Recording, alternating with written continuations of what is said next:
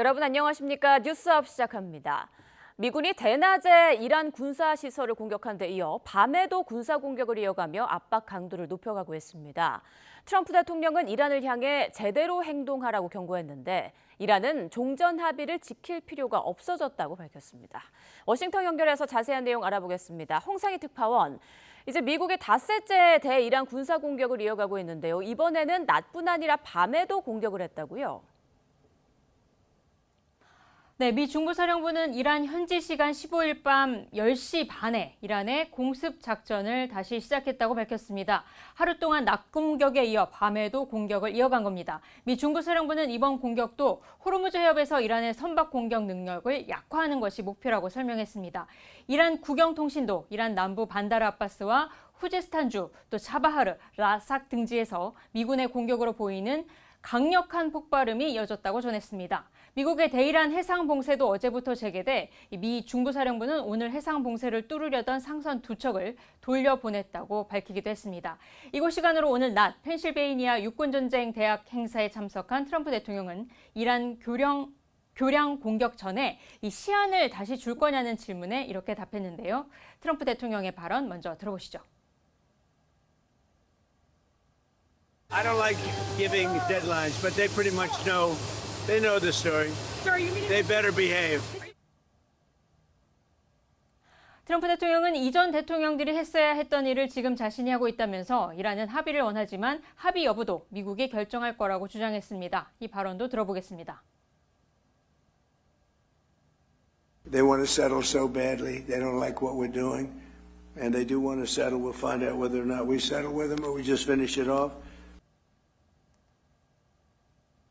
미 재무부는 오늘 이란 이슬람 혁명 수비대에 무기를 조달해온 개인 3명과 단체 4곳을 제재하고 이란의 해외 조달 불법 네트워크를 계속 무력화할 거라고 밝혔습니다.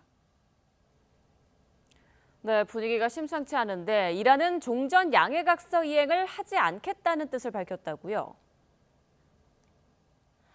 네, 이란 측 협상 대표죠. 갈리바프 이란 의회 의장은 대국민 성명에서 미국이 양해각서 이행 의무를 위반한다면 이란도 합의를 지킬 이유가 전혀 없다고 말했습니다. 또 이란의 침략에 맞서 싸우겠다며 최우선 목표가 호르무즈 해협 사수라고 강조했는데요. 이란의 국가안보가 호르무즈 해협에서 이란식 질서를 유지하는 데 달려있다면서 미국 뜻대로 되도록 내버려 두지는 않을 거라고 말했습니다. 이란 외무부도 미국이 약속을 위반한다면 이란도 양해각서 이행을 중단할 거라면서 현재로선 미국과 협상할 계획도 없다는 입장을 냈습니다. 이란 외무부 대변인의 말도 들어보겠습니다. من عبارت مسله کردن رو استفاده کردم. آقای غریب‌آبادی گفتن متلاشی شده. دلیلش این است که طرف مقابل از همون ابتدای بند اول شروع کرده به بدعهدی، پیمان شکنی. 갈리바프 이란 의회 의장은 미국의 목표는 이란 체제 전복과 분열이라면서 이란 국민을 향해 결속을 촉구했습니다. 갈리바프 의장은 그러나 미국의 군사 공격에는 맞서겠지만 협상도 필수적인 전략이라고 밝혀 미국과의 협상 가능성도 열어놨습니다. 지금까지 워싱턴에서 전해드렸습니다. 장윤기 봐주기 수사 의혹과 관련해 현재까지 구속된 사람은 광산경찰서 강력팀장 1명입니다. 강력팀장은 장윤기에게 형량이 가벼운 단순 살인죄를 적용하는 과정에서 성범죄 연관성을 보여주는 증거들을 묵살한 정황이 확인됐습니다. 나현호 기자입니다. 모자와 하얀 마스크로 얼굴을 가리고 수갑을 찬 남성이 경찰 버스에 올라탑니다. 앞서 장윤기 사건 초동 수사를 담당했던 광산경찰서 강력팀장 박모 경감입니다. 박 경감은 증거 은닉 등의 혐의로 긴급 체포돼 지난 8일 구속됐습니다. 증거인멸 혐의 입증하십니까? 박 경감의 이해할 수 없는 행동은 한둘이 아닙니다. 압수수색 과정에서 성인용품 리얼돌과 케이블 타이를 확보하지 않았고 과학수사계에 성적 동기 개입 가능성 검토 의견이 담긴 장윤기 면담 보고서를 기록에서 빠뜨렸습니다. 팀원들에게는 성적으로 몰아가지 말라고 하거나 성적 목적 부분을 배제한 수사 보고서를 작성하게 했습니다. 강간산이로 가야 된다라는 의견이 굉장히 많았는데 보고서에서 빼라고 강력팀장은 계속 지시를 했던 거죠. 따라서 전문가도 현장도 동료도 전부 다 같은 방향을 가리키고 있었는데 이 팀장만 반대로 가고 있었던 겁니다. 케이블 타이를 촬영한 영상과 함께 CCTV상으로 장윤기 차량 뒷문이 열려 있어 납치 정황이 의심된다는 보고서도 삭제했습니다. 심지어 조수석 뒷문 혈흔만으로도 납치나 성폭행 의도를 의심할 수 있었지만 장윤기 아버지에게 일찌감치 차량을 넘겨버렸습니다. 하나같이 장윤기의 성범죄 목적 증거를 없애는 데 초점이 맞춰진 겁니다. 현장 촬영 영상을 삭제하라고 지시하였으며 현장 감식 결과 보고서나 현장 영상을 검찰에 추송하지 못하도록 했다고 진술하였습니다. 결국 최종적으로 강간살인죄가 적용되지 못하는 결과가 발생하여 박 경감은 케이블 타이 등이 살인의 주요 증거가 아니라고 판단했다면서도 윗선에서 스토킹과 살인 사건을 연결하지 못하도록 지시했다고 진술했습니다. 특별수사단은 박 경감을 구속 송치하고 단순 살인죄를 적용하는데 윗선에 부당한 지시가 있었는지 캐고 있습니다. YTN 나연호입니다. 검찰은 광주경찰청에 대한 강제 수사에 착수했습니다. 광주지방검찰청은 어제 광주 여고생 살인 사건과 관련한 공무상 비밀 누설과 증거 인멸 등의 혐의로 광주경찰청을 압수수색했습니다. 검찰은 현재까지 전 광산경찰서장과 형사과장 등 4명을 입건하고 부실 수사와 유착 의혹을 둘러싼 경찰 지휘부에 대해 조사를 이어가고 있습니다. 그간 장윤기는 살해한 여고생과 일면식도 없다면서 범행의 우발성을 주장해왔습니다. 그런데 휴대전화 분석에서 피해자와 관련한 내용이 나오면서 범행을 저지르기 전부터 피해자를 일방적으로 알고 노려왔던 정황이 포착됐습니다. 이정미 기자입니다. 지난 5월 장윤기가 여고생을 살해한 혐의로 경찰에 붙잡혀 구속 전 피의자 신문을 받을 당시입니다. 장윤기는 피해자가 누구인지도 몰랐고 여학생인 것조차 알지 못했다고 말했습니다. 죽으려고 했다는데 왜 여학생을 공격했습니까? 여학생인 걸 알고 한 건 아닙니다.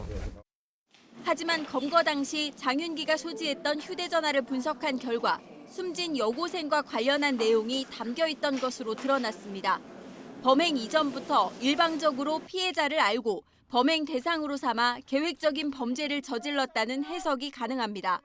장윤기의 휴대전화기를 통해서 그렇게 볼 만한 정황을 발견했다는 거거든요. 만약 그렇다면은 이 사건은 정말 어찌 보면은 살인도 굉장히 무거운 범행이고 굉장히 중요한 부분이지만 성적인 부분의 비중이 훨씬 더 커지지 않겠느냐. 여기에 범행 직전 다른 여성에 대한 스토킹과 성범죄를 저지른 점까지 고려한다면 사전에 준비한 성폭행 살인이라는 점에 더 힘이 실립니다. 검찰은 장윤기가 사전에 피해자를 인지했는지는 양형의 중요한 사항이라고 강조했습니다. 검찰은 또 경찰이 확보하지 않았던 장윤기 차량의 블랙박스 SD카드를 추가로 확보해 포렌식 작업을 진행하기로 했습니다. 범행 당시 SD카드를 사용했는지 여부는 아직 확인되지 않았지만 오디오나 비디오가 들어있을 경우 중요한 증거가 될 것으로 보입니다. YTN 이정미입니다. 주진우 국민의힘 의원이 김혜경 여사가 최근 국빈 방문 중 몽골 대통령과 악수 후 손을 털었다며 외교 결례 의혹을 제기한 데 대해 민주당이 법적 조치를 예고했습니다. 어떤 내용인지 화면으로 함께 보시죠. 네, 주진우 의원이 지난 13일 SNS에 김혜경 여사 손털기, 국격과 예의마저 털었나라는 제목으로 올린 영상입니다. 영상에는 김혜경 여사가 몽골 전통 활쏘기 경기장에서 후레수 후 몽골 대통령과 악수한 직후 오른손을 탈탈 터는 듯한 모습이 담겼는데요. 이를 보고 주진우 의원은 국민 세금으로 몽골까지 가서 외교적 결례를 했다며 비판했습니다. 여러분, 이 영상 보셨습니까? 국민 세금 쓰고 몽골까지 가서 손 탈탈이 뭡니까 도대체? 민주당은 명백한 가짜뉴스라며 반박했습니다. 주 의원이 영상을 악의적으로 짜깁게 했다며 이래서 가짜뉴스 방지법이 필요한 것이라고 날을 세웠습니다. 국민의힘 주진우 의원은 국회의원입니까? 사이버 레카입니까? 주진우 의원이 이틀 전 자신의 유튜브 계정에 허위 조작 가짜뉴스 영상을 제작해 유포했습니다. 그럼 전체 영상을 한번 볼까요? 김혜경 여사 팔 시위를 여러 번 당긴 뒤 아픈 팔을 풀어보려 연신 흔드는 모습을 보이죠. 그 순간 몽골 대통령이 악수를 청했고 악수가 끝난 뒤에도 통증이 이어지는 듯 오른쪽 팔을 여러 번 터는 모습을 보였습니다.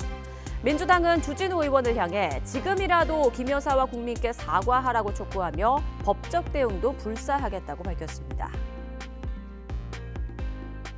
국민의힘 주진우 의원은 이제라도 해당 영상을 삭제하고 김혜경 여사와 국민께 진심으로 머리 숙여 사과하시기 바랍니다.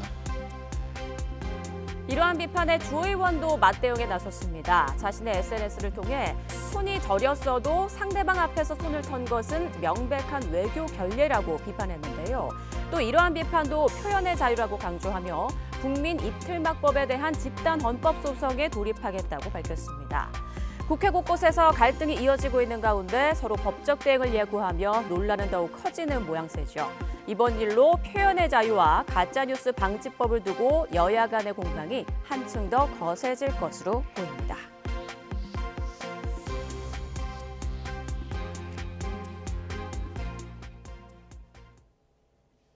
네, 정부와 더불어민주당이 육해공군 사관학교를 통합하게 될 가칭 국군사관학교 창설 방안을 논의합니다. 현장으로 가보겠습니다. 안녕하십니까. 스마트 강군 육성 국군사관학교 창설 방안 당정협의 사회자를 맡은 국방위원회 간사 김병주입니다. 참석자 먼저 오늘 같이 해주신 분 소개를 드리겠습니다. 먼저 한병도 당대표 직무대행 겸 원내대표님 참석하셨습니다. 한정혜 정책위원장님 참석해 주셨습니다. 네. 지금 정부가 육해공군 사관학교를 통합한 4년제 국군사관학교를 군사교육 훈련시설에 밀집한 대전 자운대에 창설하는 방안을 발표할 것으로 보입니다. 정부와 여당은 오늘 당정 협의회를 통해서 국군사관학교 창설 기본계획을 밝힐 예정인데요. 육해공군 사관학교 생도들을 통합 국군사관학교로 선발해 자운대에서 4년간 함께 지내며 교육받도록 한다는 것이 골자인 것으로 알려졌습니다. 지금 참석 인원들이 지금 인사를 나눴는데요. 한병도 더불어민주당 원내대표, 한정혜 더불어민주당 정책위 의장 등의 모습이 보였습니다. 자, 오늘 그럼 이 자리에서 결론이 나오면 추후에 다시 정리해서 전해드리도록 하겠습니다. 국방정책실장님. 네, 이번에는 정치권 이슈 자세히 살펴보겠습니다. 오늘은 이창근 국민의힘 하남을 당협위원장, 권지웅 전 더불어민주당 비대위원과 함께하겠습니다. 안녕하십니까? 안녕하세요. 네. 자, 앞서 영상 보여드렸죠. 국민의힘 주진우 의원이 김혜경 여사의 손 터는 모습을 SNS에 올리면서 외교적 결례라고 비판했습니다. 지금 청와대와 민주당에서 악의적 편집이다라고 비판을 하고 있는데 민주당 입장 다시 한번 좀 전해주실까요? 영상 보신 분들은 아시겠지만 사실은 몽골 대통령이 악수를 청하기 이전부터 이 활시를 당긴 다음에 손이 아파서 손을 털고 있는 중에 악수를 청했기 때문에 악수를 응하고 그리고 다시 손을 턴 겁니다. 그래서 이것을 결례라고 생각할 국민들은 저는 없을 거라고 생각하고요. 저는 되려 이 영상을 보면서 그 뒤에는 이 어떤 전통활 참여, 체험에 적극적으로 함께하기 위해서 아예 활을 들고 쏘기 전에 멀리 쏘기 어려우니까 이걸 가지고 멀리 걸어가서 쏘는 모습까지 있습니다. 이런 모습을 봤을 때 몽골 국민들 입장에서는 되게 적극적으로 본인들의 어떤 전통 문화에 참여하는 어떤 영부인의 모습이라고 이해했을 것 같아요. 그래서 전반적으로 되게 존중하는 모습이라고 이해했을 것 같은데 이것을 두고 주진우 의원이 외교적 결례라고 이야기를 했어요. 저는 국민의힘 정치의 수준을 전체적으로 낮추는 행위였다고 생각되고 되려 검사셨는데 이런 식으로 정말로 기소하고 했다고 하면 국민들이 얼마나 억울했을까 하는 생각까지 들었습니다. 그래서 지금이라도 좀 사과하시고 이 부분에 있어서는 좀 오해가 있었다라고 자신의 행위를 좀 반성하시는 게 맞지 않나 싶습니다. 네, 민주당에서는 법적 조치까지 예고한 상황인데 주진우 의원은 법적 조치에 맞대응하겠다면서 국민 입틀막법에 대한 집단 헌법 소송을 제기하겠다 이렇게 대응을 했습니다. 주 의원의 대응에 대해서는 어떻게 생각하세요? 실제 뭐 이 사안을 보면은 앞서도 이제 뉴스에서 영상 전체가 나왔지만 이 영상을 가지고 판단하는 생각은 국민 개개인이 다 다를 수가 있어요. 어떤 국민은 자연스러운 현상이다 얘기할 수도 있고 또 어떤 국민은 아 그래도 그렇지 몽골 대통령 앞에서 바로 손을 트는 것은 조금 그렇지 않냐 이렇게 생각하는 분도 있는 거예요. 물론 저는 개인적으로 의견에서는 주진우 의원의 의견에 제가 동의를 할 수는 없습니다만 주진우 의원도 그렇게 본 것 같아요. 본인의 시각에서는 그래도 대통령 앞에서 상대국 국빈 방문식인데 이렇게 손을 트는 것은 맞지가 않다 그런 시각을 보인 거예요. 그렇다면 이걸 확대했을 때 이 사안을 가지고 결국 판단은 각자가 다 어떤 생각이다 할 수 있는 거 아니에요. 근데 민주당이 법적 조치를 하겠다. 그래서 주진우 의원도 그러면 입틀막법, 최근에 민주당이 밀어붙여서 통과된 정보통신망법 개정안에 따르면은 주진우 의원도 표현의 자유가 침해됐다고 보는 거예요. 그렇다면은 당연히 이 논쟁은 더 크게 번질 수밖에 없는 거죠. 그래서 왜 이 논쟁이 생겼는가는 결국은 애초에 민주당이 정보통신망법 개정을 통해서 누구든지 사실이 아닌 내용, 일부가 사실이 아닌 내용을 유포했을 때 징계를 하겠다 이런 거거든요. 근데 그 사실이 아닌 내용이라는 것도 우리가 언론 보도를 통해서 누군가가 그 내용을 전파했을 때 추후에 그 사실이 잘못됐다고 정정 보도하는 경우도 있잖아요. 근데 정정 보도하기 전까지는 그 내용이 사실이라고 생각하고 이미 다 퍼졌어요. 그렇다면 그때 가서는 그걸 또 어떻게 처벌할 거예요? 그래서 당초에 이 법 자체가 무리가 있었다는 것을 지적할 수밖에 없는 것이고, 그래서 이 사안을 가지고 이렇게 논쟁을 하는 본질은 사안 자체가 본질이 아니라 민주당의 무일어붙이기식의 정보통신망법의 한계를 가지고 앞으로 더 큰 논쟁이 벌어질 수밖에 없다 이렇게 말씀드리겠습니다. 저는 말씀 있으신가요? 사실 이제 국민들이 이런 어떤 대통령이나 영부인의 어떤 행보를 보고 여러 가지 이야기를 할 수 있다고 생각합니다. 근데 이제 주진우 의원은 그냥 국민의 한 개인이 아니라 한 정당에 소속된 국회의원입니다. 그리고 국회의원의 말이라고 하는 건 그냥 한 국민의 말보다는 훨씬 더 무겁게 전달되기 마련이죠. 근데 사실은 완전히 진실과 다른 이야기를 지금 하고 계시는 거예요. 그리고 아주 불필요한 정쟁을 만들고 있다고 저는 생각됩니다. 차라리 정보통신망법에 대해서 의견을 제기하고 싶었다면 그에 대한 이야기를 하셨어야지, 외교적으로 매우 적극적으로 응하고 있는 영부인의 어떤 행동을 가지고 그걸 짜집기 해서 이렇게 공격하는 건 저는 적절하지 못하다고 생각하고요. 정보통신망법 관련해서는 저는 무분별하게 어떤 왜곡된 정보가 돌게 놔두는 것도 건강한 정치는 아니라고 생각하고 민주주의를 되려 방어하기 위해서라도 저는 필요한 일이라고 생각합니다. 그러니까 그게 가짜뉴스나 이런 것들에 대한 판단도 최종적으로는 법원이 하게 돼 있기 때문에 가짜뉴스를 마치 민주당이 결정하는 것처럼 이야기하시던데 그런 게 아니라는 이야기도 드리겠습니다. 네.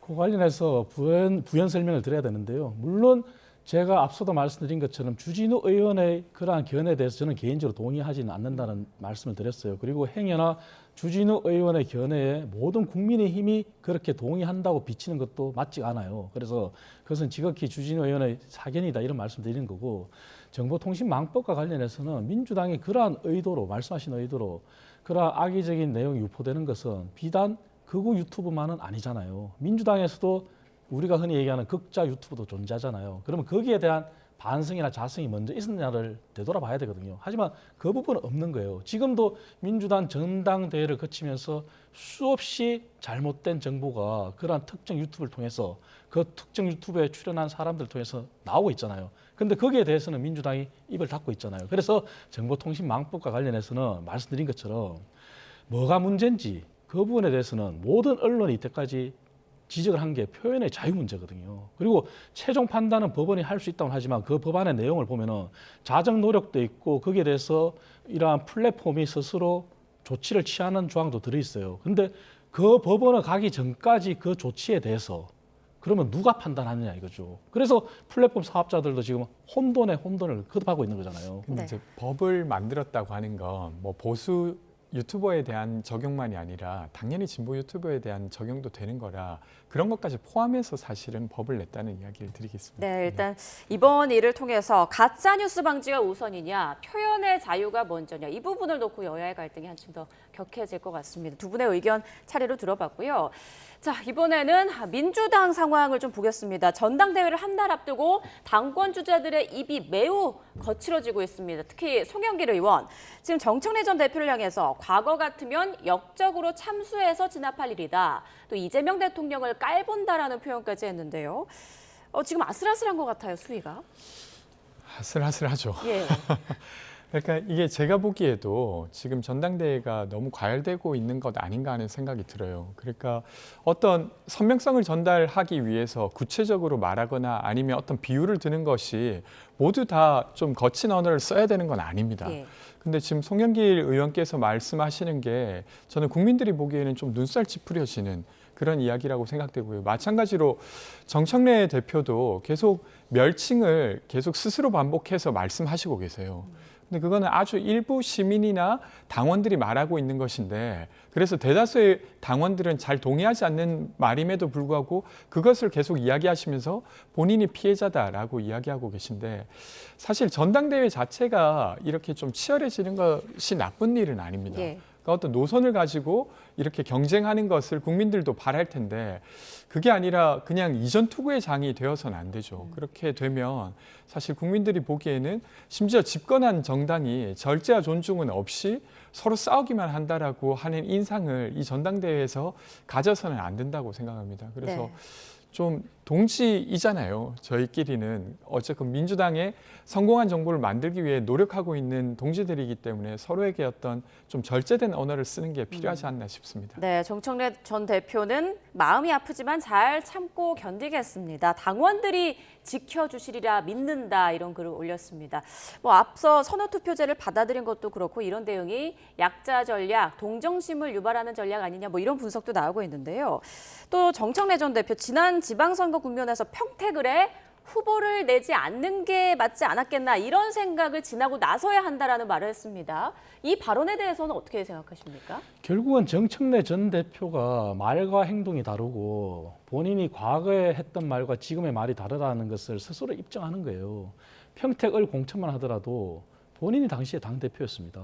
그리고 본인이 당시 김용남 후보의 총괄 대책본부장이었어요. 스스로 부정하는 거잖아요. 그 얘기는 여전히 민주당 내에 합의되지 않았던 조국 혁신당과의 합당 논쟁까지 거슬러 올라갈 수밖에 없어요. 그 당시 어떻게 했습니까? 모두가 다 아니라고 하는데 정청래 당시 대표만 혼자서 당시 조국 혁신당 대표와 합당을 상당 부분 진행시켰잖아요. 지금 이 얘기는 결국은 조국 이꼬르 정청래를 자초하는 거예요. 그러다 보니 그러한 표현이 과격하지만 송영길 후보 같은 경우도 과격한 표현을 더 할 수밖에 없는 거죠. 왜? 그러한 논쟁의 시발점도 정청래 전 대표가 적통 논쟁을 시작한 거거든요. 그래서 이 모든 것을 두고 보면은 정청래 전 대표가 아무리 약자 전략으로 프레임을 형성하더라도 어느 누구도 거기에 대해서 동의할 수 없을 거예요. 정청래 전 대표가 풍기는 이미지 자체가 강성이고 이때까지 본인이 해온 그런 행보 자체가 밀어붙이기식의 법안 그리고 민주당 내에서도 합의되지 않았던 그러한 당의 노선 정립 이런 부분들이 당내 갈등을 시발한 거예요. 그래서 정청래 전 대표의 평택을 관련 발언도 굉장히 민주당 내 입장에서 본다면 받아들이기 힘들 거예요. 그래서 굉장히 부적절한 언어다 이런 표현을 드리겠습니다. 네, 자 최근 정청래 전 대표 조국 혁신당과의 합당을 또 화두로 꺼내들었는데 지금 김민석 전 총리는 이에 대해서 유보, 송영길 의원은 반대 입장인 것 같더라고요. 이 부분이 전당대회 또 하나의 쟁점이 될까요? 사실 이제 총선과 대선을 치러야 되는 입장에서 보면 조국 혁신당과의 합당은 중요한 문제긴 합니다. 근데 이게 지금 전당대회에 아주 쟁점이 될 만한 사안은 아닌데 정청래 대표 입장에서는 의원 입장에서는 이게 좀 유리하다고 생각하시는 것 같아요. 그래서 이 운동장을 만들고 여기에 대해서 다른 후보들이 입장을 밝히도록 하고 계신 것 같다는 생각이 들고요. 글쎄요, 사실은 지금의 어떤 민주당의 행보나 아니면 대통령의 지지율을 봤을 때 지금 당장 조국 혁신당과의 합당에 관심을 가지는 당원은 저는 많지는 않다고 생각합니다. 근데 장차로는 어떤 그 비전이 필요하기 때문에 이런 의제를 던지시는 게 아닌가 하는 생각이 듭니다. 네. 자, 그런가 하면 앞서 증축, 재건축 발언으로 큰 파장을 일으켰던 유시민 작가가 이번에는 이재명 대통령의 국정 운영에 대해서 필연적인 실패의 길이다라고 예고했습니다. 그 구체적인 내용을 보면 국회의장, 서울시장 명픽 넣으려다 실패했고 당대표도 명픽을 넣으려는 거다 이렇게 얘기했는데 이 발언으로 민주당 내가 또 시끌시끌하더라고요. 저는 어제 이제 이 유시민 작가의 발언을 듣고는 매우 부적절하다는 생각이 들었습니다. 한 3가지 정도 이야기를 하셨는데요. 하나는 어쨌건 이재명 정부가 지금처럼 하면 필연적으로 실패할 거다 이렇게 단정하셨어요. 예. 미래는 누구도 모를 일인데 그렇게 단정할 만한 일인가, 그리고 그 근거도 저는 동의가 잘 안 됐고요. 근거로 관련해서 한 2가지 정도를 이야기하신 것 같은데, 일단 검찰개혁을 안 했기 때문이다 이렇게, 그리고 그것은 이재명 대통령의 의사가 그렇기 때문이다라고 하셨는데, 사실 지금 검찰개혁을 놓고 수사와 기소는 구조적으로는 분리되었습니다. 근데 일부 보안 수사권을 일부 유지할 거냐 말 거냐를 놓고 이야기를 하고 있어요. 근데 이거는 이재명 대통령의 의사가 있었기 때문이 아니라 국민들의 삶을 보호하기 위해 불가피하게 보안 수사권 일부를 유지해야 되는 거 아니냐는 의견이 있는 상태입니다.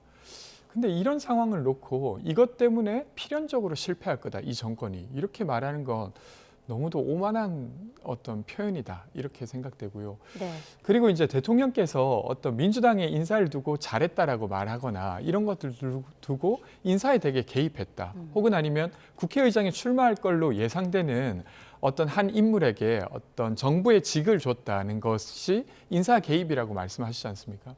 근데 그렇게 치면 예를 들면 김경수 지사가 출마하기 이전에 지방정부위원회 위원장을 맡았습니다. 전재수 의원은 해양수산부 장관이 되었습니다. 이 모든 행위들이 다 이재명 대통령이 이 당에 대해서 인사에 개입하기 위한 조치라고 봐야 됩니까? 저는 여기에 동의하는 국민들 많지 않을 거라고 생각하고요. 그렇게 하면 대통령의 행위 전체를 너무도 정치적으로 해석하는 게 아닌가 하는 생각이 듭니다. 네, 이창근 위원장님께서는 어떻게 보세요? 그러니까 유시민 작가가 전당대회 앞두고 보수 야권에서 나올 법한 그런 수위 높은 발언들이 잇따라 쏟아내고 있지 않습니까? 어떤 의도라고 보십니까? 실제 정청래 전 대표를 도와주기 위한 행보를 본인은 한다고 생각할 거예요. 왜냐하면 이미 언어적인 용어로 문조틀레우라는 용어가 있잖아요. 문재인, 조국, 그다음에 김어준, 그다음에 정청래, 유시민. 결국은 이재명 대통령에 대해서 유시민 작가는 여전히 인정을 하지 않는 거죠.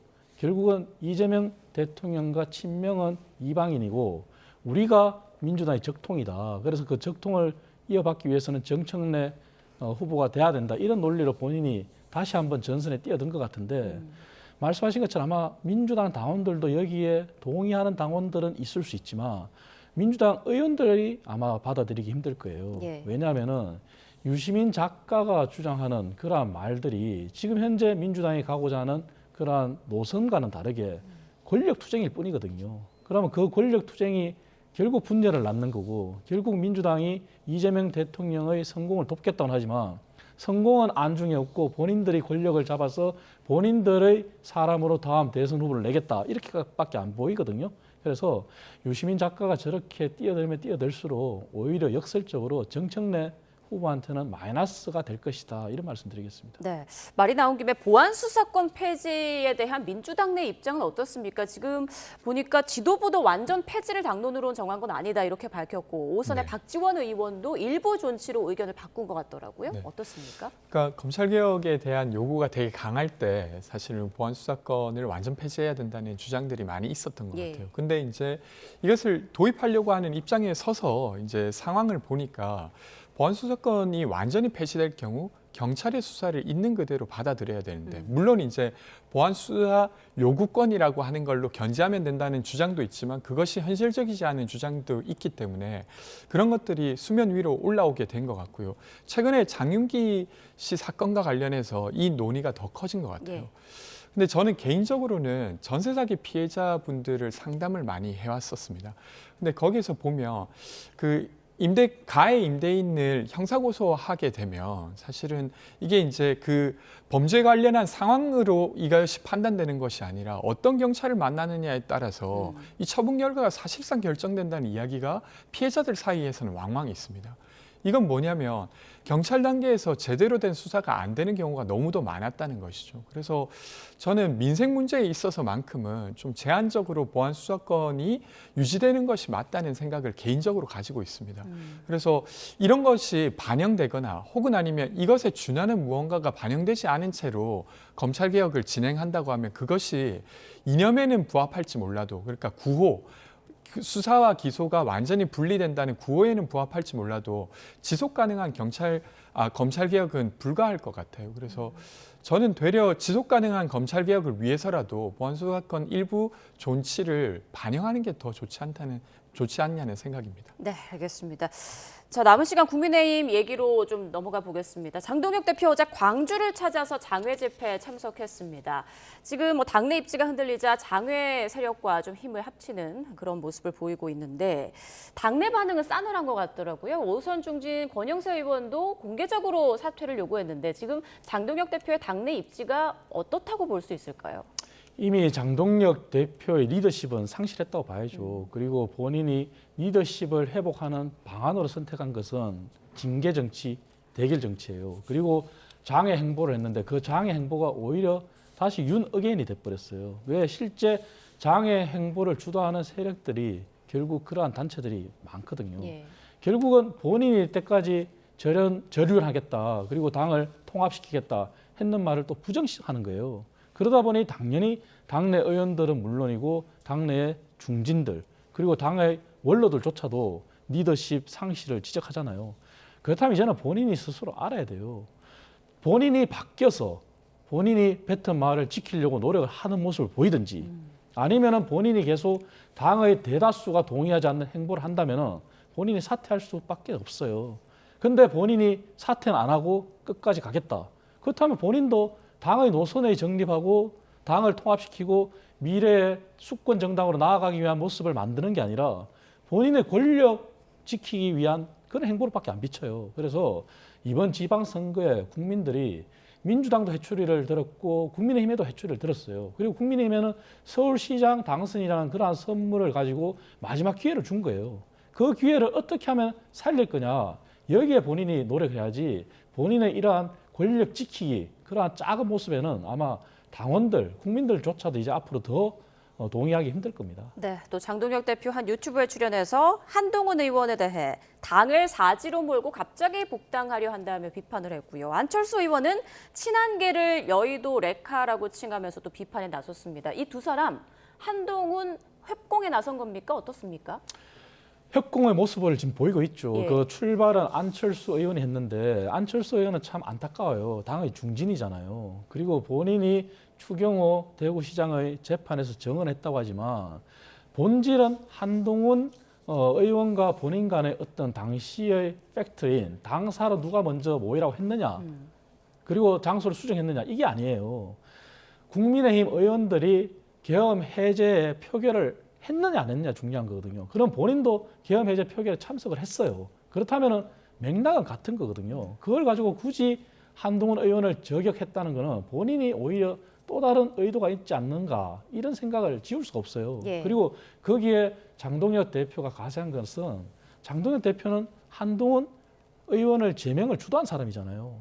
그리고 한동훈 의원의 복당을 막기 위해서도 끊임없이 노력하는 사람이잖아요. 그런데 말씀드린 것처럼 당이 나아가야 될 길은 통합이에요. 그리고 오세훈 시장도 한동훈 의원의 당선 축하 전화를 하면서 복당을 서둘지 마라 그랬어요. 한동훈 의원도 서둘지 않겠다 그랬어요. 그것은 당내에 어떤 노선이 정립이 되고 당내에 어떤 전체 분위기가 한동훈 의원을 받아들일 수 있는 분위기가 될 때 자연스럽게 하는 게 맞는 거예요. 그런데 굳이 지금 와서 한동훈 의원의 복당 문제를 재점화시킬 이유가 없거든요. 그것은 차후의 문제예요. 당이 해야 될 문제는 통합, 노선 정립이 우선이거든요. 그래서 장동혁 대표가 지금이라도 당대표로서의 리더십을 회복하기 위해서는 본인이 입장을 분명히 선회해야 됩니다. 네, 권지웅 비대위원께서는 한동훈 의원이 복당 문제와 관련해서 어떤 생각을 갖고 계십니까? 저는 장차로는 합치실 거라는 생각은 들어요. 그러니까 어쨌든 보수 세력이 그래도 분열해서 선거를 치르기보다는 아마 통합하시지 않을까 하는 생각은 드는데 근데 지금 단계에서 합당 논의를 하는 거 한동훈 대표에게도 좀 불리하고 전체적으로 보수 세력을 모아내는데도 좋지는 않아 보입니다. 왜냐하면 어쨌건 한동훈 대표를 되게 강하게 반대하고 있는 장동혁 대표가 여전히 견제한 상태고 그리고 노선 역시 바뀌지 않은 상태에서 합당 논의를 하는 거는 친한계 입장에서도 좀 그것을 거리를 두려고 하는 친한계 의원들도 많이 계시더라고요. 지금은 좀 이르다라고. 그래서 저는 전반적으로는 지금 좀 이르다고 생각하고 좀 이게 무르익은 다음에 논의를 하시는 게 보수 전체를 통합하시는 데도 훨씬 더 도움되지 않을까 하는 생각이 듭니다. 네, 한 걸음 떨어진 입장에서 본 한동훈 의원 복당 문제까지 좀 짚어봤습니다. 지금까지 이창근 국민의힘 하나물 당협위원장, 권지웅 전 더불어민주당 비대위원과 함께 정치권 이슈들 살펴봤습니다. 고맙습니다. 고맙습니다.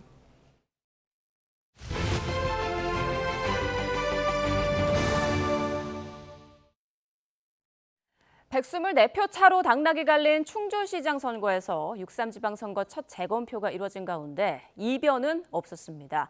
표차가 2표가 줄긴 했지만 당락이 바뀌진 않으면서 이동석 충주시장이 직을 유지하게 됐습니다. 김기수 기자입니다. 충북 충주시장 선거 재검표에서 이변은 없었습니다. 불과 124표 차로 당락이 갈리면서 6.3 지방선거 이후 첫 재검표가 이뤄졌지만 결과는 달라지지 않았습니다. 국민의힘 이동석 후보가 52,961표, 더불어민주당 맹정섭 후보가 52,839표로 집계되면서 이동석 충주시장이 직을 유지하게 됐습니다. 다만 표차는 122표로 기존 표차보다 2표 줄었습니다. 재검표는 모두 투표지 분류기 없이 10만 8천여 장을 7시간 가까이 수작업으로 확인하는 방식으로 진행됐습니다.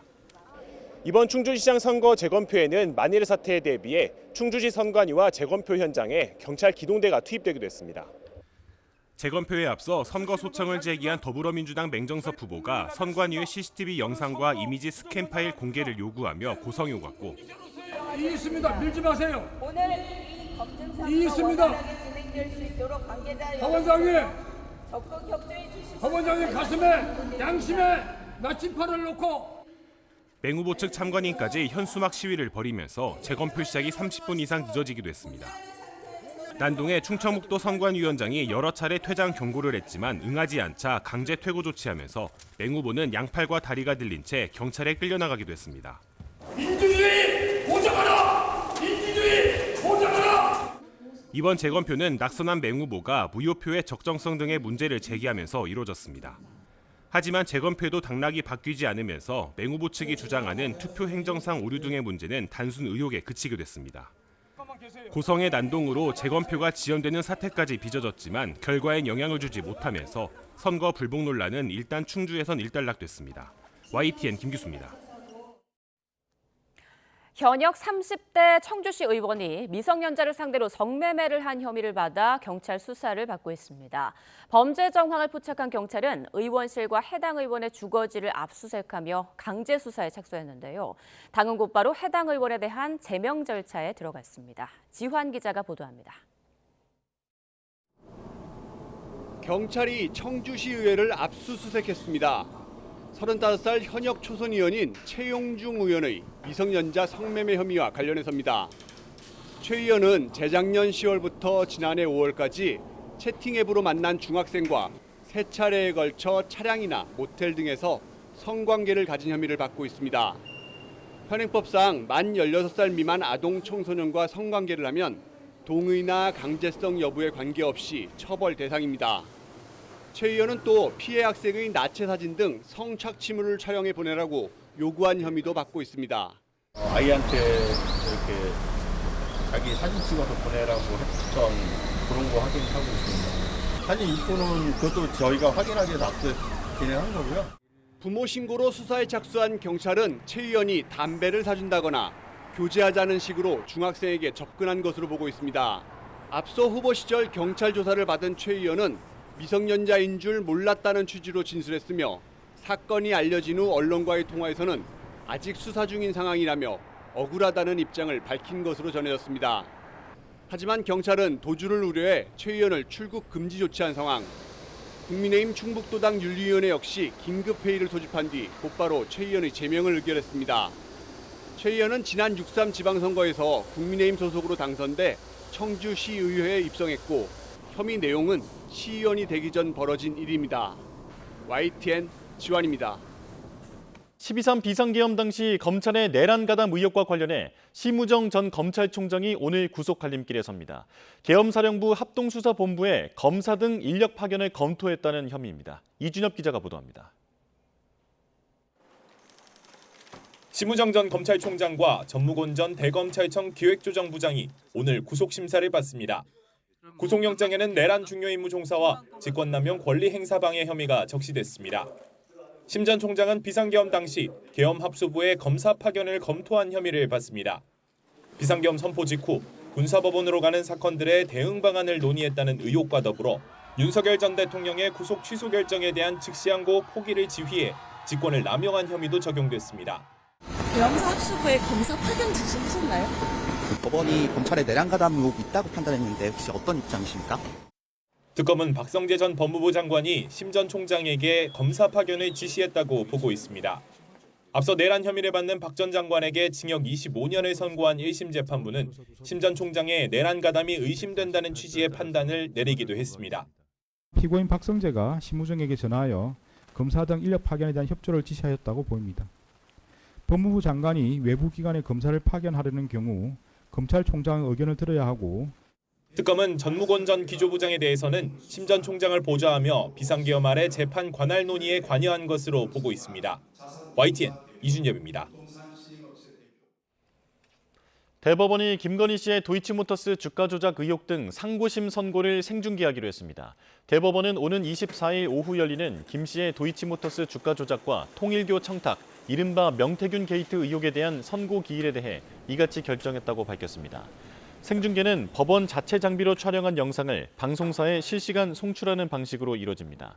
앞서 특검은 윤석열 전 대통령의 정치자금법 위반 사건의 판결 내용을 반영한 추가 의견서를 제출하기 위해 대법원에 선고 기일 연기 신청서를 냈습니다.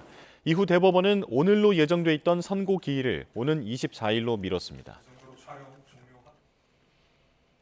강경화 주미대사가 한미 간 여러 현안을 국내 유관 부처들과 직접 논의하기 위해 일시 귀국했습니다. 강 대사는 외교부 본부와 대사관 현지에서 느끼는 현장감의 차이가 존재한다고 밝혔는데요.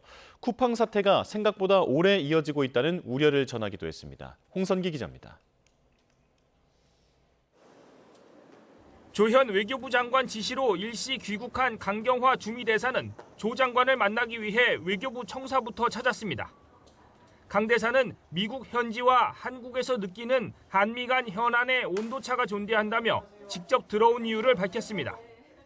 현장감을 아무래도 DC에 있는 사람하고 또 본부에 있는 분들하고 또 다르니까 또 본부의 생각은 또 제가 또 듣고 현장감은 제가 좀 전해드리고 그러기 위해서 들어왔습니다. 대사가 임기 중 귀국하는 건 주재국 정상의 방한에 동행하는 경우 외에는 흔치 않은 일입니다. 이 때문에 한미 간 현안들이 생각보다 더 꼬여 있는 것 아니냐는 추측이 나오고 있습니다. 특히 쿠팡 사태는 강 대사 스스로 생각보다 오래 가고 있다며 우려를 나타내기도 했습니다.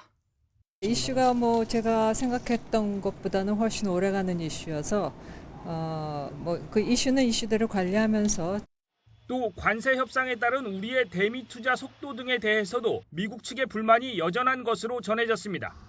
이 때문인지 핵 추진 잠수함 도입 등을 위한 한미 간 원자력 협력 논의는 6개월이나 늦게 시작하고도 후속 회의 일정을 잡지 못하고 있습니다. 강 대사는 그러나 우리의 대미 투자 안전을 담보하기 위한 절차를 건너뛸 수는 없다는 입장을 강조했습니다. 저희는 아무래도 그 상업적 합리성을 충족하는 그런 프로젝트를 발굴하려고 하다 보니까 조금 더 논의가 있어야 되는 게 아닌가 싶습니다. 강 대사는 닷새 동안 국내에 머물면서 외교부는 물론 국가안보실과 산업부 등 유관부처 관계자들과 만나 한미 간 현안 해법을 논의할 예정입니다. YTN 홍선기입니다.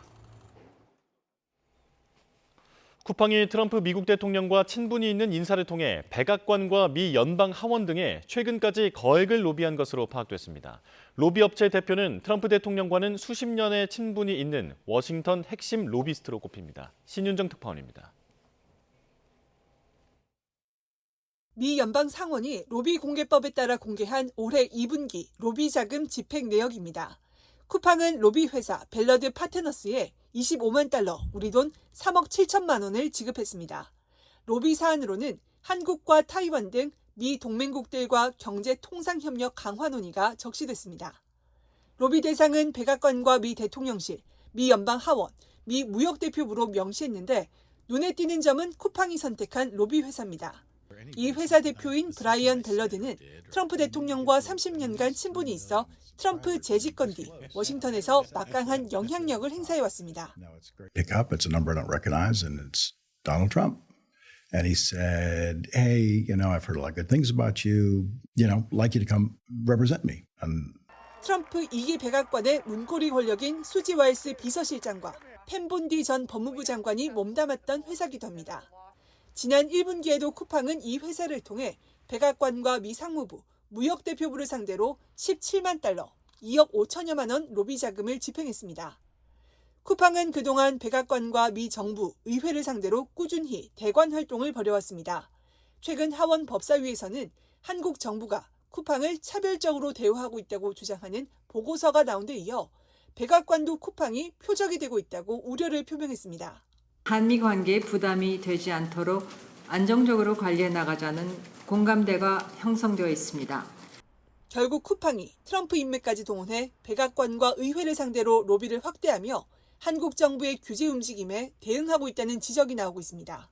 워싱턴에서 YTN 신윤정입니다.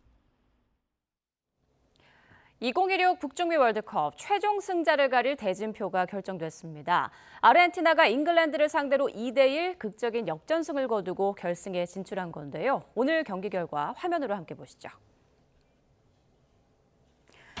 축구계 대표 앙숙으로 꼽히는 잉글랜드와 아르헨티나, 오늘 결승으로 향하는 길목에서 맞붙었습니다. 40년 넘도록 그라운드 안팎에서 으르렁거리던 두 팀은 전반부터 강하게 부딪혔는데요. 서로를 물고 늘어지는 질긴 몸싸움이 전반 내내 이어졌지만 두 팀 모두 골을 기록하진 못했습니다. 이후에도 치열한 경기 양상은 계속됐는데요. 후반 시작 후 10분이 지난 시점 잉글랜드의 선제골이 터졌습니다. 오른쪽에서 모건 로저스가 크로스를 올려줬고 이를 앤서니 고든이 쇄도하며 골로 연결한 건데요. 역습 상황에서 정확한 연결과 침착한 마무리가 돋보였습니다. 선제골을 얻어맞은 아르헨티나, 리오넬 메시를 필두로 파상 공세를 이어갔습니다. 경기 시작 85분이 지난 시점, 메시의 패스를 받은 엔소 페르난데스가 환상적인 중거리 슛을 성공시키며 경기는 다시 원점이 됐습니다. 이번 대회 내내 강한 뒷심을 보여온 아르헨티나, 오늘도 마찬가지였습니다. 후반 추가 시간에 메시의 크로스를 받은 라우타로 마르티네스가 골대 왼쪽 구석에 헤더로 정확히 공을 꽂아 넣으며 역전에 성공했습니다. 그리고 경기는 그대로 마무리. 아르헨티나는 극적인 역전승으로 잉글랜드를 꺾고 결승에 진출했습니다. 아르헨티나의 결승 진출 1등 공신은 단연코 메시였습니다. 직접 골을 기록하진 못했지만 아르헨티나의 모든 골을 도우며 팀을 승리로 이끈 건데요. 월드컵 통산 21골, 도움은 12개를 기록하게 된 메시, 또 하나의 역사를 써내려갔습니다. 이제 끝을 향해 치닫는 월드컵, 무적함 대 스페인과 디펜딩 챔피언 아르헨티나가 결승전에서 만나게 됐습니다. 우리나라 기준으로 오는 20일 오전 4시에 결승전이 열리는데요. 또 프랑스와 잉글랜드의 3, 4위전도 놓칠 수 없는 명승부가 예상됩니다. 스페인은 촘촘한 조직력을 바탕으로 단 1실점만 허용할 만큼 강력한 수비가 강점으로 꼽힙니다. 반면 아르헨티나는 후반전 강한 뒷심으로 매경기 명승부를 연출하며 결승전에 진출했죠. 축구의 신 메시와 그의 후계자로 평가받는 라민 야말이 어떤 명승부로 결승전을 수놓을지 축구 팬들의 시선은 이제 결승전을 향하고 있습니다. 네, 월드컵 얘기 조금 더 깊게 해보겠습니다. 박찬하 축구 해설위원과 함께하겠습니다. 어서 오십시오. 네, 안녕하세요. 네, 정말 또 엄청난 명승부를 아르헨티나가 보여줬습니다. 후반전에만 2골을 넣으면서 역전승을 해냈는데 승리 요인 어떻게 분석하십니까? 승리 요인은 다른 나라의 경기였다면, 그리고 다른 선수가 속해 있는 국가의 경기였다면 제가 몇 가지 이유를 댈 수 있었을 것 같아요. 네, 그런데 이 경기는 그러한 설명보다는 이 경기 아르헨티나의 승리 이유는 리오넬 메시가 있었다. 그리고 아르헨티나는 조국을 위해서, 그리고 수많은 자신들을 응원하는 팬들을 위해서 승리를 안기고자 하는, 이기고자 하는 열망이 훨씬 더 컸기 때문에 이 경기를 가져갔다고 저는 평가를 하고 싶습니다.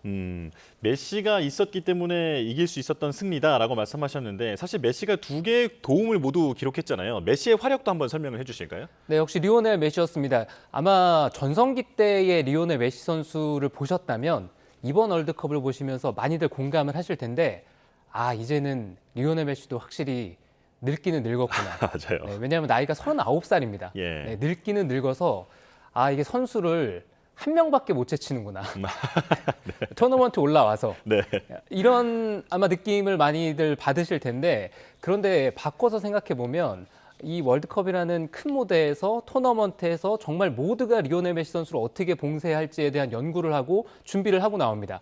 그런 경기에서 한 명을 아직도 손쉽게 제칠 수 있다는 거. 네, 그리고 여전히 리오넬 메시 선수가 전 세계에서 축구를 가장 잘합니다. 네, 터치라든가 킥이라든가 패스라든가 그리고 상대 선수에게 주는 압박이라든가 이런 모든 것들을 종합해 봤을 때는 리오넬 메시 선수가 여전히 전 세계에서 저는 축구를 가장 잘하는 선수라고 단언코 얘기를 할 수가 있고요. 잉글랜드와의 경기에서도 그랬습니다. 잉글랜드가 리오넬 메시 선수를 정말 잘 봉쇄했고 준비도 했고 하지만 결정적인 두 번의 상황에서는 리오넬 메시 선수를 당해내지 못했거든요.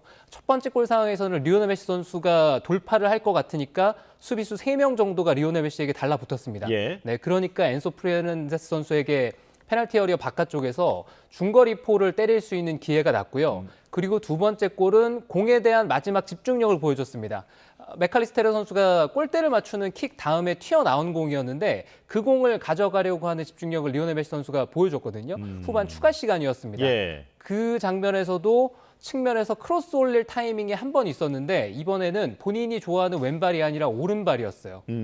메시 하면은 메시의 왼발을 너무나 잘 알고 있잖아요. 하지만 리오넬 메시 선수의 결정적인 오른발이 잉글랜드 수비를 완벽히 넘겨서 라우타로 선수의 머리에 도착을 했거든요. 네, 그 모습만으로도 왜 리오넬 메시 선수가 세계 최고의 선수인지 그리고 이 아르헨티나를 이끌고 있는지 그리고 왜 아르헨티나 선수들이 리오넬 메시를 위한 팀으로 최적화되어 있는지를 단적으로 보여주는 경기들을 지금 매 경기마다 하고 있습니다. 예, 사실 메시에 대해서 더 설명을 하고 싶으실 텐데 이걸 한번 여쭤볼게요. 지금 득점왕 경쟁에서 이제 8골에 도움 4개로 단독 선두로 올라서게 된 상황 아니겠습니까? 하지만 음바페와 골의 숫자는 같습니다. 근데 음바페도 이제 3, 4위전이 남아있기 때문에 득점왕을 메시가 차지할 수 있을까요? 경기를 해봐야 되겠지만 리오넬 메시 선수가 일단 지난 8강전, 4강전 득점은 하질 못했습니다. 하지만 리오넬 메시 선수가 지난 카타르 월드컵 16강부터요. 11경기 연속 공격 포인트를 만들고 있습니다.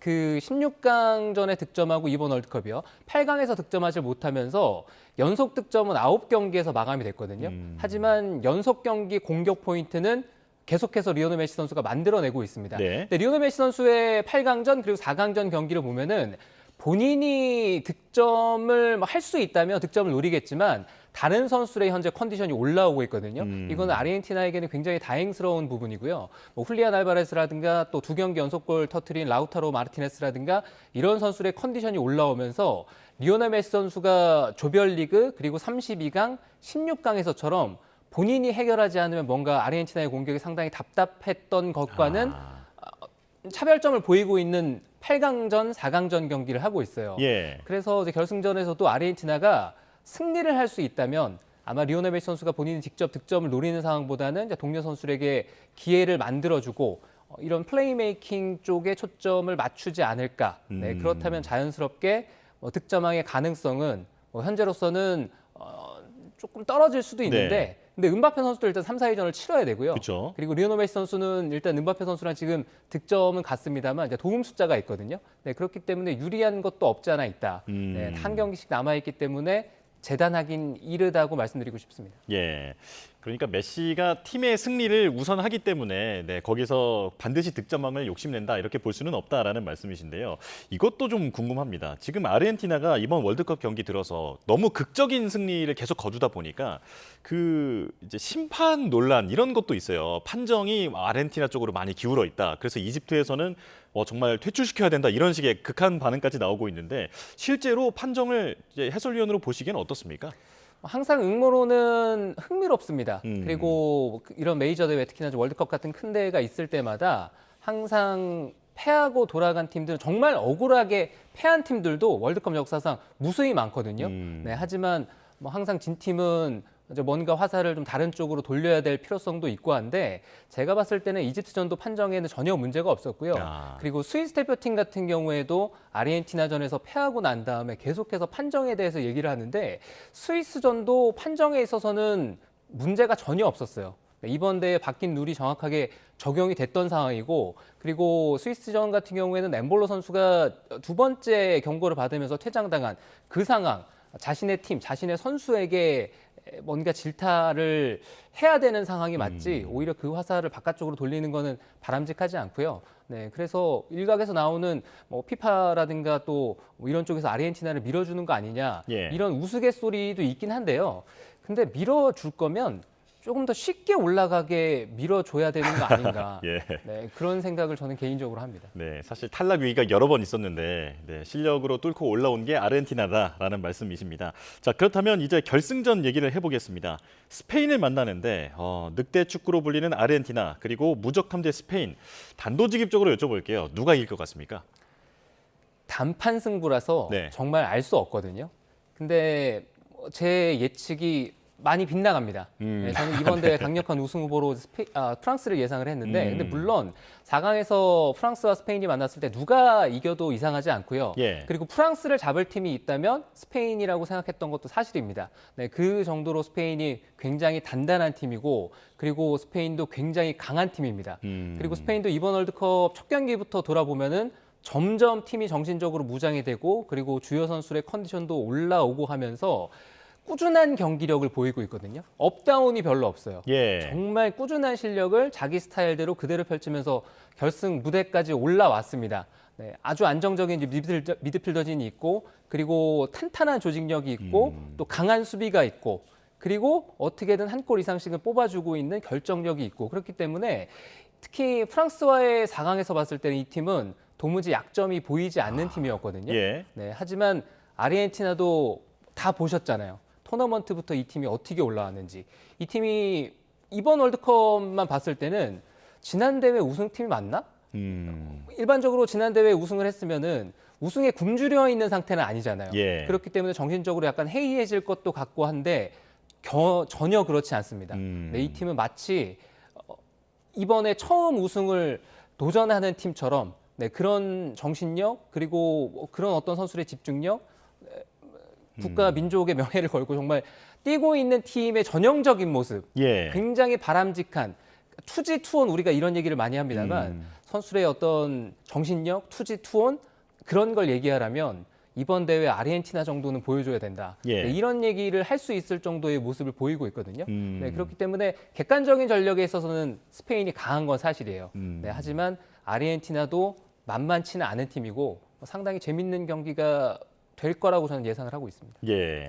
스페인의 경기를 보면 정말 경기를 통제한다라는 그런 표현이 전혀 부족하지 않을 것 같은데 그리고 말씀하신 대로 아르헨티나는 무언가 그 어떤 사명감까지 느껴지는 듯한 그런 경기력을 보여주고 있습니다. 이제 양쪽의 대표 선수 당연히 아르헨티나는 리오넬 메시고 그리고 스페인은 라민 야말을 꼽을 수 있을 텐데 이 둘의 인연이 또 신기한 게 하나 있잖아요. 예전에 아기였던 라민 야말을 아르헨티나의 메시가 씻겨준 장면이 있었는데 어떤 얘기인지 한번 설명해 주실까요? 네, 아주 우연히 행사가 있었다고 하더라고요.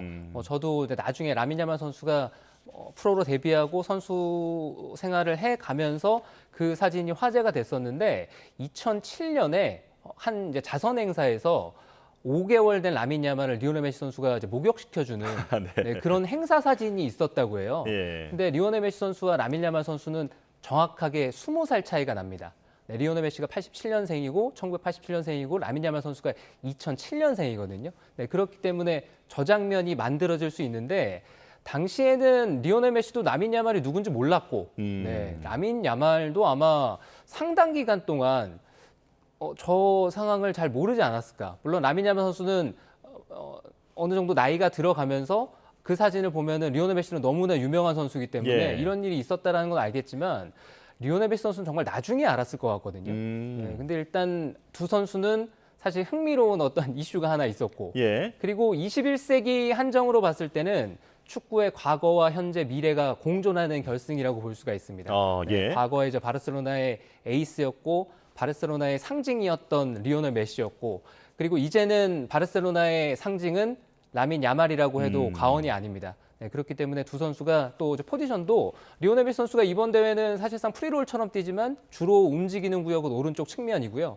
라민 야말 선수의 주 포지션은 오른쪽 윙포워드입니다. 네, 그렇기 때문에 두 선수가 경기장에서 자주 맞부딪힐 일은 없겠지만 누가 더 공격 쪽에서 활발한 움직임을 보여주느냐에 따라서 두 팀의 분위기는 확실히 달라질 거고요.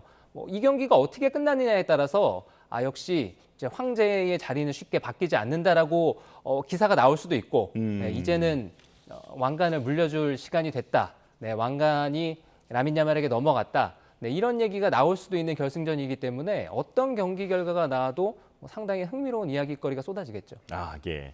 자, 그럼 마지막으로 그 양 팀의 경기 이제 20일 오전 4시에 열립니다. 우리가 전술적으로는 어떤 관전 포인트를 좀 찾아볼 수 있을지 좀 짚어주실까요? 전술적으로는 스페인은 정말 완벽한 조직력 그리고 이 숨을 쉴 틈이 없다고 얘기를 해야 될까요? 계속해서 후반에서부터 삼각 대형을 만들면서 전형적인 포지셔널 플레이 그리고 축구의 어떤 교과서 같은 모습을 보여주는 게 지금 스페인 대표팀입니다. 정말 선수들이 허투루 공 차지 않고요. 그리고 공을 선수들이 찬다는 느낌보다는 공이 선수들 앞에 저절로 도착한다는 느낌을 받을 정도의 완벽한 게임 모델을 구사하는 게 현재 스페인 대표팀이거든요. 예. 네, 그런 팀이 결승전이라는 무대에서 압박감을 이겨내고 중압감을 받는 상태에서도 그런 게임 모델이 정확하게 구현이 되는지 지켜봐야 되고요. 아르헨티나 같은 경우에는 역시나 리오넬 메시를 중심으로 한 조직력이 있습니다. 그리고 이 팀이 정말 리오넬 메시를 위해서 모든 걸 던질 준비가 되어 있고 아르헨티나라는 조국을 위해서 모든 걸 내던질 준비가 되어 있는 팀이거든요. 그럼에도 아르헨티나가 전실적으로 정말 아무런 준비 없이 이 자리까지 왔느냐? 그건 그렇지 않습니다. 그리고 아르헨티나도 조별리그부터 컨디션이 안 좋았던 주요 선수들의 컨디션이 올라가고 있기 때문에 아르헨티나도 장기간 동안 맞춰온 조직력이 있는 팀이고 스페인 대표팀도 마찬가지입니다. 그렇기 때문에 누가 더 조직적으로 단단하게 준비가 되어 있느냐. 아무래도 공 소유권이라든가 공격 시도는 스페인이 조금 더 많이 하게 될 것 같은데요. 네. 첫 골을 만약에 스페인이 얻게 된다면 그다음부터는 스페인 쪽으로 쉽게 경기가 흘러갈 가능성도 있어요. 하지만 그렇지 않다면 이 경기는 알 수 없는 그리고 결승전은 항상 많은 점수 차이로 한쪽으로 승부가 갈리지 않습니다. 네, 결국에는 한 골 차이기 때문에 기회가 왔을 때 그 기회를 누가 더 잘 살리느냐. 그리고 미드필더에서 스페인은 로드리를 중심으로 해서 완벽한 컨트롤 타워를 앞세워서 경기를 하게 될 텐데 이 아르헨티나의 중앙 미드필더들도 엔소 페르난데스라든가 마칼리스테르라든가 이런 선수들이 다 쟁쟁한 선수들이거든요. 네, 그렇기 때문에 누가 더 중원 싸움을 유리하게 끌고 가느냐 이걸 지켜보는 것도 상당히 흥미롭겠죠. 예. 다음 주 월요일인데 너무 멀게 느껴집니다. 네, 말씀 잘 들었습니다. 박찬하 축구 해설위원과 함께했습니다. 고맙습니다.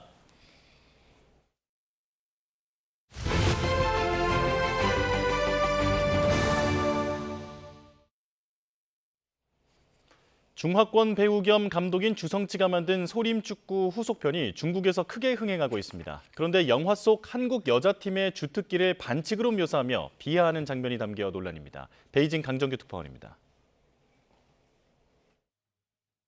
2026 북중미 월드컵과 여름방학을 맞아 중국 개봉관을 휩쓸고 있는 영화가 있습니다.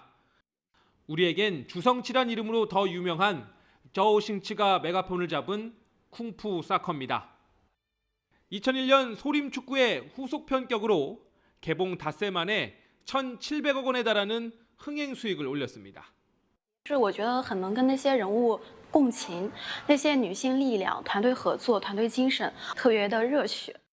그런데 영화 속 한국 여자 축구팀을 비하하는 장면이 적잖이 담겨 논란입니다.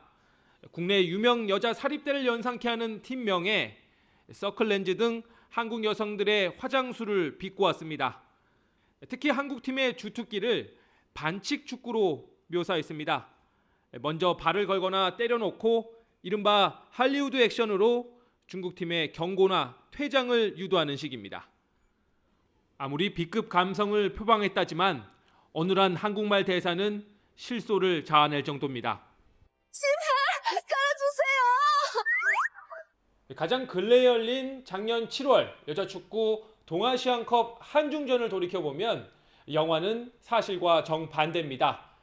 당시 지소연 선수의 가슴을 발로 차고 팔꿈치로 머리를 치는 등의 도넘은 반칙을 일삼은 건 정작 중국 팀이었습니다. 쿵푸사커는 8월부터 해외에서도 개봉할 예정인데 한국 상영 일정은 아직 확정되지 않았습니다. 베이징에서 YTN 강정규입니다. 파산 위기에 놓였던 홈플러스가 2천억 원 규모의 긴급 운영 자금을 확보할 가능성이 커지면서 회생 절차를 다시 밟을 가능성이 커졌습니다. 대주주인 MBK 파트너스와 김병주 회장이 긴급 운영 자금 2천억 원에 대한 보증을 약속한 것으로 알려졌는데 최대 채권자인 메리츠 금융그룹이 오늘 이사회를 열고 대출 안건을 논의할 예정입니다. 차유정 기자입니다. 지난 3일 법원으로부터 기업 회생 절차 폐지 결정을 받은 홈플러스. 운영자금 고갈 등으로 지난 13일부터 임시 휴업에 돌입하면서 벼랑 끝에 몰렸던 홈플러스가 극적 반전의 기회를 맞았습니다.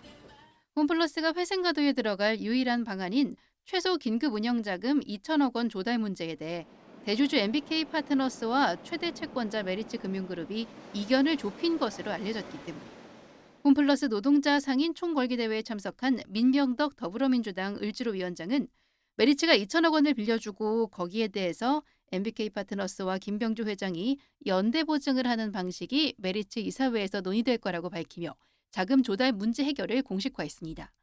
이번 극적인 합의로 홈플러스는 당장 파국을 면하고 회생 불씨를 살릴 가능성이 생겼지만 앞으로 갈 길도 만만치는 않습니다. 우선 메리츠 금융그룹이 오전 이사회를 열고 대출 안건을 최종 의결할 계획으로 전해졌는데 안건이 통과될지는 미지수. 이사회 문턱을 넘으면 오는 20일까지 즉시 항고를 해야 하며 다음 달까지 수정 회생 계획안도 확정해야 합니다.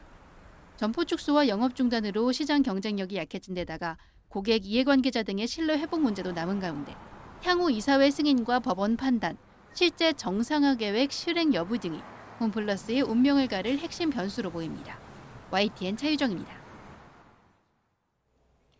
이재명 대통령이 어제 시작된 취임 이후 두 번째 부처 업무 보고에서 최근 주가 급등락의 원인으로 지목된 이른바 삼전릭스 레버리지 ETF 상품에 대해 신속한 보완책 마련을 지시했습니다. 빚 갚을 능력이 없는 장기 연체 채무자에 대한 적극적인 채무 탕감 정책도 주문했습니다. 강진원 기자의 보도입니다.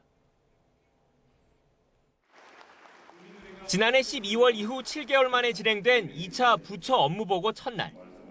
이재명 대통령은 부동산에 집중된 우리 사회의 자산 배분 문제를 지적했습니다. 청와대에 집결한 재정과 금융당국 책임자들에게 생산적 금융으로 전환 노력을 당부한 겁니다.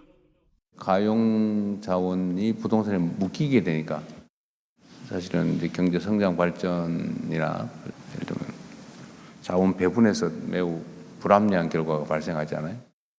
자본시장, 특히 주식시장의 정상화를 강조하며 기업 대주주가 상속, 증여세 부담을 낮추려고 일부러 주가 상승을 억제하는 행위도 꼬집었습니다.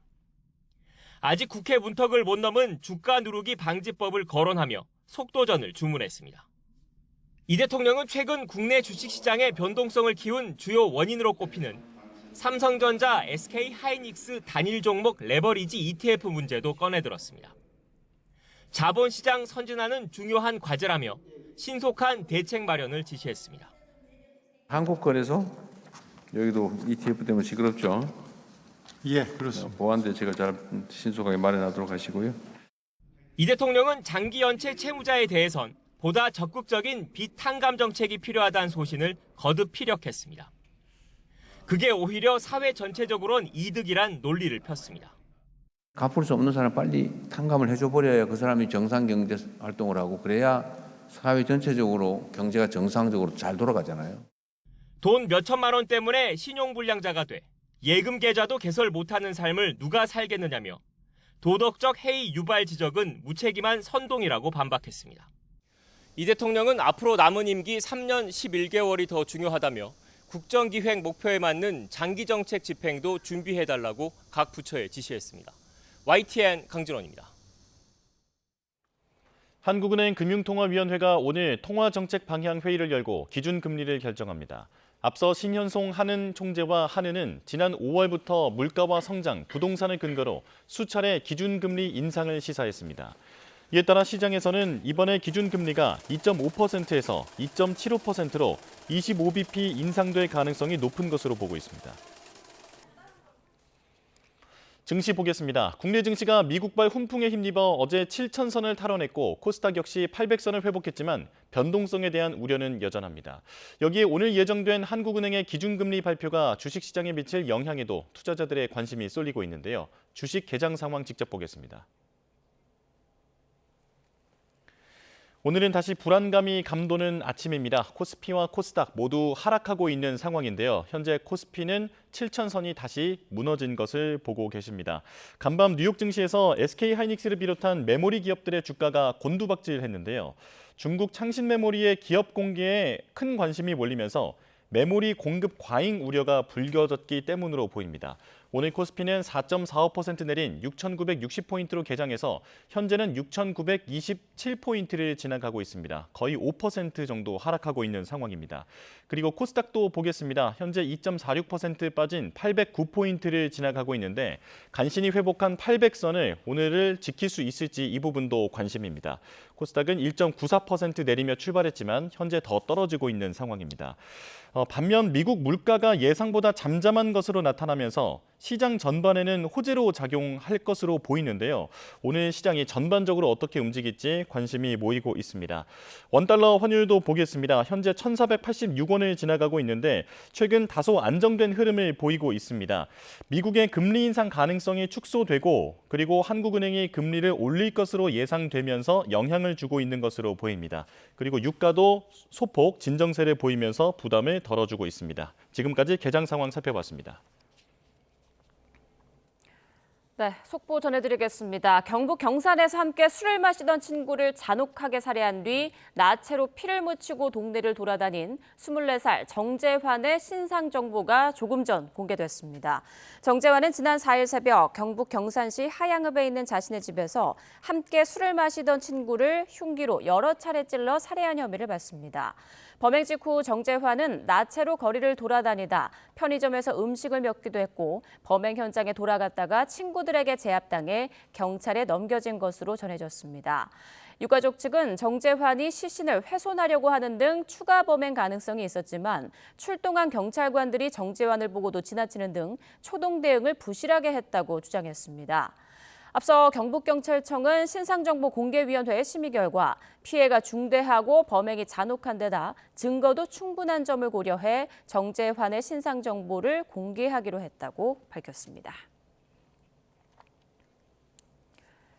네, 정부와 더불어민주당이 조금 전 당정 협의를 열고 육해공군 사관학교를 통합하게 될 가칭 국군사관학교 창설 계획을 논의했습니다. 현장으로 가보겠습니다.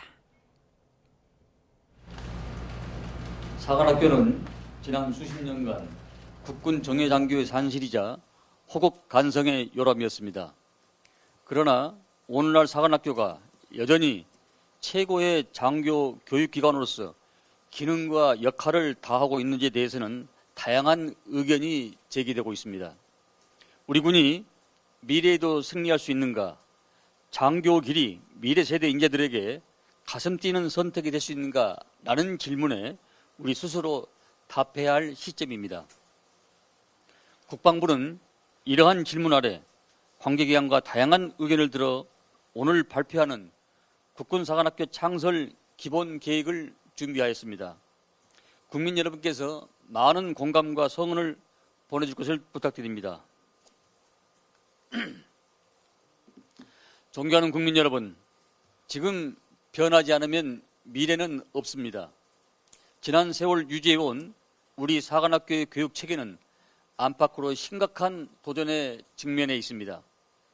그것이 단지 군에 대한 사회적 변화와 처우 문제 때문이라면 그 문제만 개선하면 해결될 일입니다. 그러나 수십 년간 군인 복지 향상을 위해 노력해왔고 장관 취임 이후로는 획기적 조치도 이어가고 있지만 사관학교가 처한 문제는 여전히 심각한 수준입니다. 현재 시점에서 사관학교를 개혁해야 할 이유에 대해서 크게 세 가지로 말씀드리겠습니다. 첫째, 각군 사관학교가 병립하여 자원의 중복, 분산 투자되는 비효율 또한 심각한 상황입니다. 각군 사관학교는 약 700명에서 1000명 규모로 일반 종합대학의 단과대학 규모에 불과하지만 2,900여 명의 생도를 양성하기 위해 3명의 삼성 장군을 포함한 7명의 장성, 약 3,000여 명의 지원 인력을 유지하고 있어 구조적 개선이 필요한 시점입니다. 둘째, 최근 전쟁 양상을 고려한 교육체계 변화가 필요합니다. 우리는 최근 사례를 통해서 전쟁 양상이 상상을 초월할 정도로 빠르게 변하고 있음을 목도하고 있습니다. 오늘날 전쟁은 지, 해, 공, 군종의 경계를 넘어 우주, 사이버, 전자기 스펙트럼 등 다영역 통제할 수 있는 능력을 요구하는 시대로 진화하고 있는 것입니다. 사관학교 교육도 전장이 전 영역으로 확대될 미래전에 대비할 수 있는 체계로 변해야 합니다. 셋째, 전시작전 통제권 회복 이유를 준비해야 합니다. 우리 군은 오랜 기간 동안 전작권 회복을 위해 한 길로 달려왔으며 그 시점이 점차 가시화되고 있습니다. 금년에는 한미 간 FOC 검증을 완료하고 SCM에서 회복 연도를 결정할 예정입니다. 사관학교에서 양성된 장교들은 앞으로 전작권 회복 이후 한미 연합 방위 체제를 이끌어갈 주역이 되어야 합니다. 이와 같이 미래의 안보 환경에 부합하는 장교 양성을 위해서는 새로운 교육 체계, 우수한 교수진, 최첨단 교육 환경이 반드시 필요한 시점입니다. 지금은 사관학교 교육 체계를 근원적으로 개혁하여 한 단계 도약해야 할 시점입니다. 사관학교 창설은 단순히 기존 조직을 기계적으로 규합하는 구조조정이 아닙니다. 국방개혁 대개혁의 첫걸음이자 사관학교 교육체계 전반을 재설계하여 대한민국 미래세대가 가슴 벅차게 선택하는 최고 수준의 첨단 사관학교를 만드는 도약적 혁신입니다. 나아가 미래 국가 인재 양성을 위한 커다란 그릇으로 만드는 일입니다. 국방부는 이를 추진함에 있어 그 어떤 가치보다 교육의 질을 최우선으로 할 것입니다.